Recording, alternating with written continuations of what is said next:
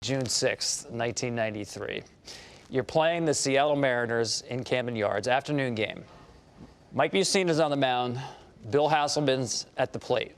What could possibly go wrong? Let's take a look and find out. Here's Hasselman. Oh, and he's plunked. And Hasselman's charging the mound. What in the world is that all about? Oh, an ugly brawl.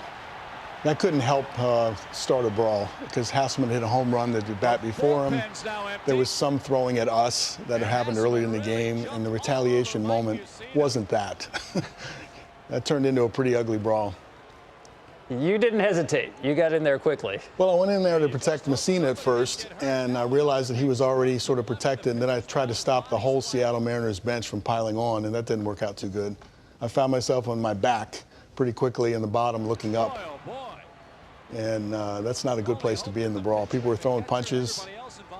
And when I tried to stop the whole team from coming over, I sprained my knee. You know, I turned and the grass slipped and I felt a pop in my knee, but your adrenaline's popping so hard when you're in the middle of that I didn't even think about it until play resumed. I was standing in the on-deck circle, and I said, man, this kind of hurts. And I went ahead and swung the bat, and it kind of hurt when I took my stride. So then after the game was over, I put some ice on it, and the next morning, when I put my foot out of bed, I couldn't stand on it. And I thought, oh, this is not good. And I remember calling my mom, you know, that morning, and just to give her the quick heads up, I go, look, I hurt my knee in the brawl.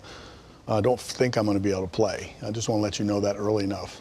And 45 minutes later, you know, my parents, my mom and dad, showed up at the house, and it took 45 minutes to get there, so they must have just jumped in the car. So, Cal, when you woke up that morning after the brawl, you thought the streak was over? Yeah, I thought there's no way in the world. I couldn't stand on it, getting out of bed, the swelling that occurred inside my knee. And I always had really good genes. If I hit a ball off my foot, you know, sometimes you couldn't see a mark the next day.